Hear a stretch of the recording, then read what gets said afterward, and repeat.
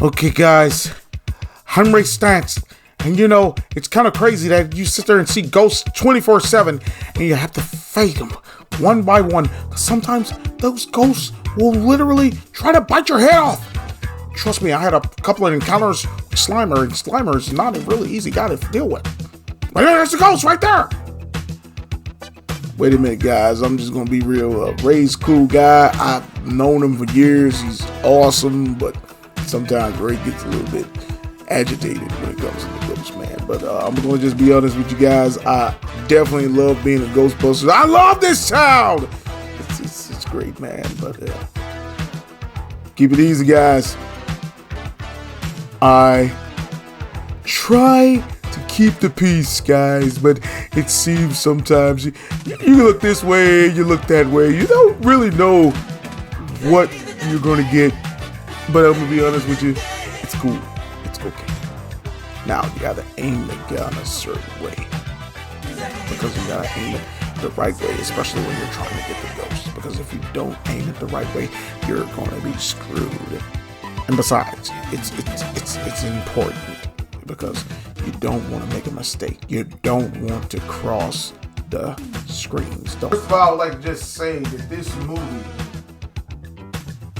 Ghostbusters Afterlife, when I do this review and give it the proper review it deserves, I want you guys to know this movie had the elements, had the character, had the integrity, and gave the respect to what Ghostbusters is. Who you gonna call?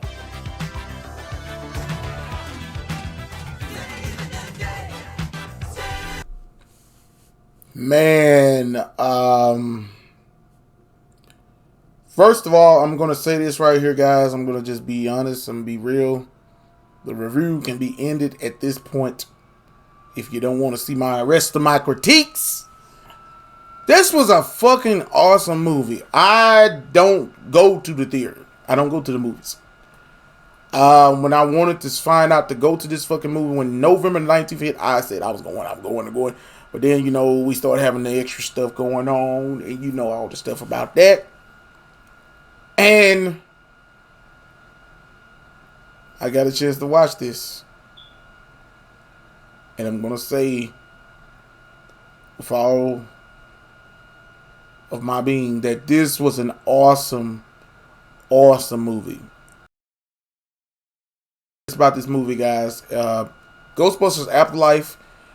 It does have a feel of the first OG Ghostbusters movie. I'm not going to deny that. The sounds, the feel, it's Ghostbusters. It's connected.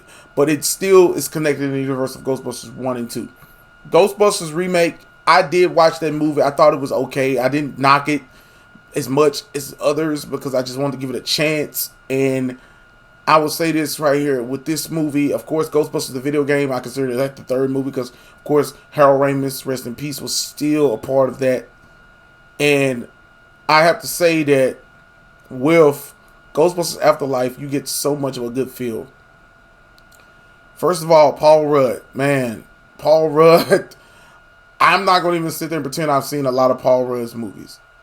But I remember him in the movie Clueless. I remember in It's and Bits and Pieces movies back in Bay, whatever, you know what I'm saying? But, dude, the man's fucking incredible. The movie, and then also I saw interviews on late night talk shows and stuff about his admiration for Ghostbusters and everything between. So I know he's a Ghostbusters fan. So it gives a lot of respect to this movie.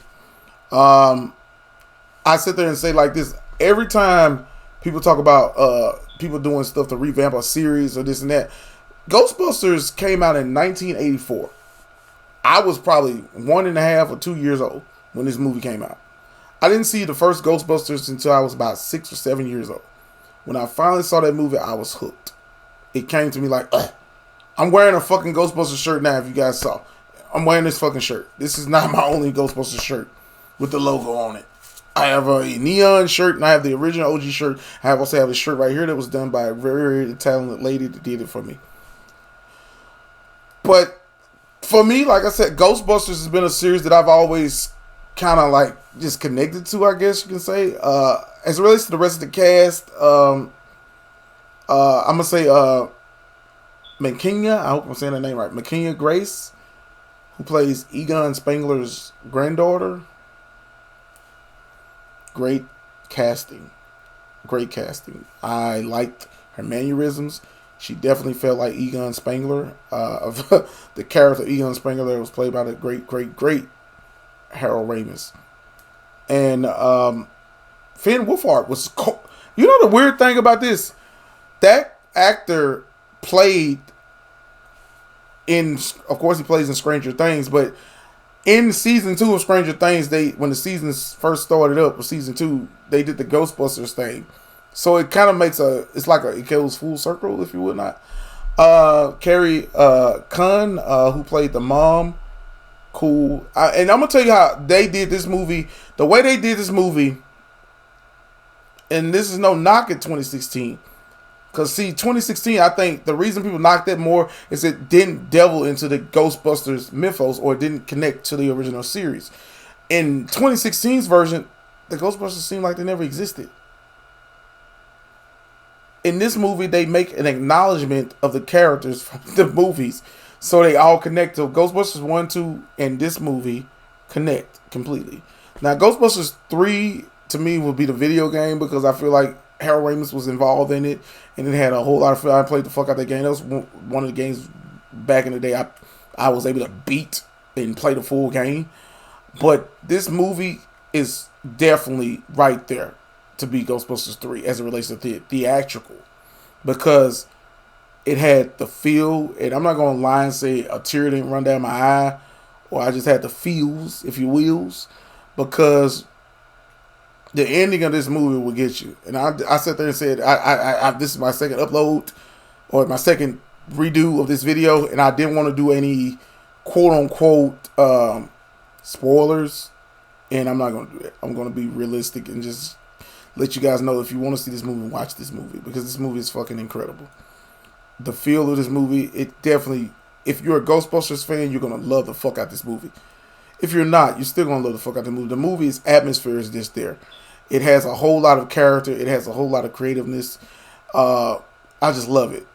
And it goes back to what I said about movies. And I'm a man, I'm the kind of person that's like the remakes. And it's like, but this is not a remake. This is a fucking movie that does its thing. And yeah, this movie lingers a lot on the original movie. The OG, the original Ghostbusters movie, because of the story once you watch it.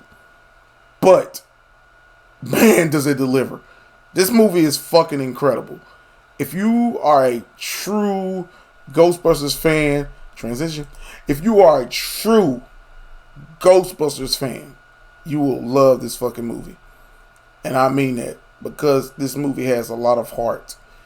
And I feel like, especially how they gave a tribute to Harold Ramis at the end, it gave so much depth to this movie. And if you guys want to watch it, go watch it, because I definitely give a thumbs up cold-heartedly, because I love this fucking movie.